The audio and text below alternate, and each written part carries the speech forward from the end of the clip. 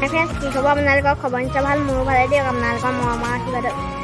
আৰু আজি ভিডিঅ'টো বহুত দুখজনক হ'বলৈ গৈ আছে। আৰু আমাৰ মাজৰ মৰমৰে অভিনেতা কিশোৰ দাস আমাৰ মাজত নাইকিয়া। আৰু ব'লক তেনেহ'লে আজি ভিডিঅ'টো পলম নকৰি আৰম্ভ কৰোঁ। কিশোৰ দাৰ মুখৰে আমাৰ এই কথাকেইটা শুনি লওঁ। ব'লক তেনেহ'লে পলম নকৰি আমাৰ ভিডিঅ'টো আৰম্ভ কৰোঁ। নমস্কাৰ, মই কিশোৰ দাস। আপোনালোক সকলোৱে জানে যে মই কৰ্কট ৰোগত আক্ৰান্ত হৈ আছোঁ আৰু মই চিকিৎসাৰ কাৰণে বম্বেত আছিলোঁ। আগতে গুৱাহাটী গৈছিলোঁ যদি আকৌ মই বিশেষ কাৰণত বম্বেত আহিবলগীয়া হ'ল। গতিকে মই বম্বেতে এতিয়া উপস্থিত আছোঁ আৰু ইয়াতে ট্ৰিটমেণ্ট চলি আছে। আৰু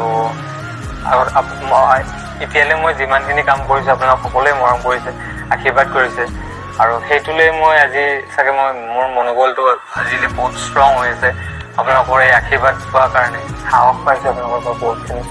আৰু এইখিনি লৈ মই মোৰ নিজৰ এই ৰোগটোক মই পৰাস্ত কৰিবলৈ মই হেৰি কৰি আছোঁ যিমান পাৰোঁ। কাৰণ মোৰ উইল পাৱাৰটো থাকিলে মোৰ বেমাৰটো মোক হাৰাব নোৱাৰিব। গতিকে মই আপোনালোকৰ যিখিনি মৰম পাইছোঁ, আশীৰ্বাদ কৰিছোঁ, সকলোৰে কাৰণে বহুত বহুত ধন্যবাদ।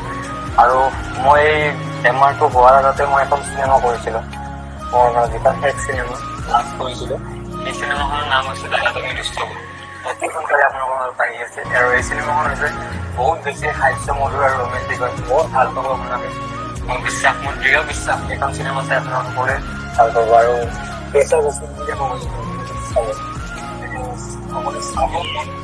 বহুত আশীৰ্বাদ দিছোঁ আপোনালোকে।